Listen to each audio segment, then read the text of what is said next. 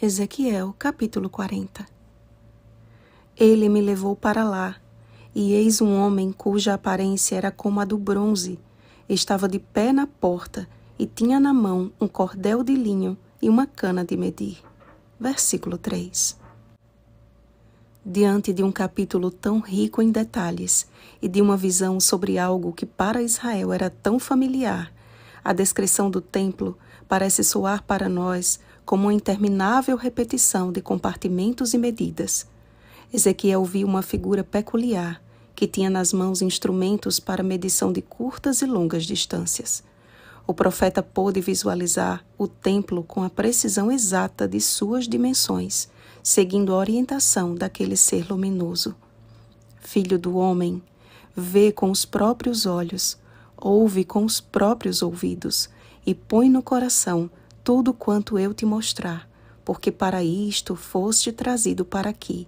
Anuncia, pois, à casa de Israel tudo quanto estás vendo.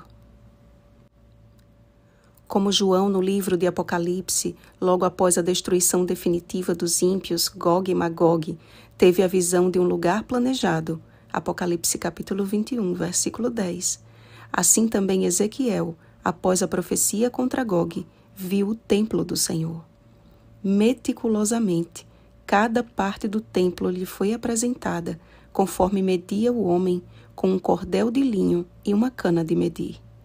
Era o arquiteto e edificador, Hebreus capítulo 11, versículo 10, colocando em cada parte daquele lugar as suas perfeitas medidas.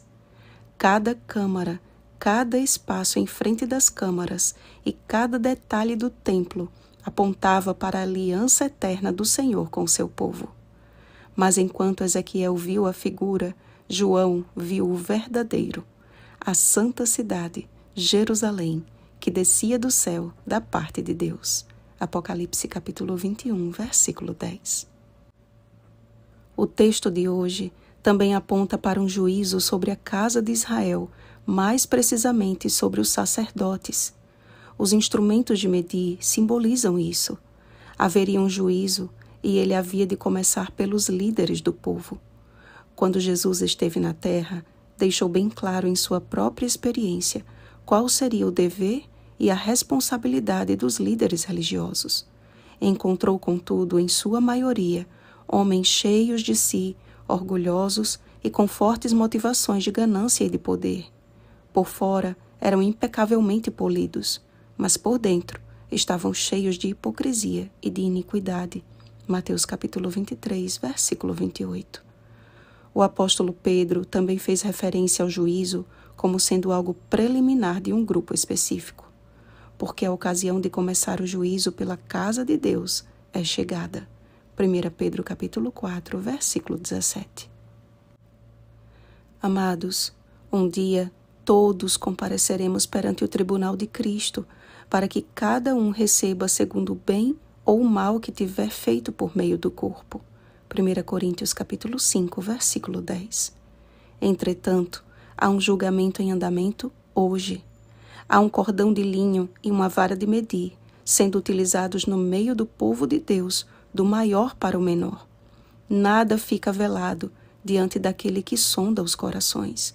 E todos nós, ministros e leigos, precisamos reavaliar a nossa vida, as nossas prioridades e guardar no coração tudo quanto o Senhor nos tem revelado em sua palavra. Há uma necessidade urgente de homens e mulheres que sejam tão fiéis ao Senhor quanto as medidas do templo. Um povo que, com uma visão espiritual crescente, revele ao mundo a face do genuíno amor, do conhecimento da glória de Deus na face de Cristo. 2 Coríntios capítulo 4, versículo 6.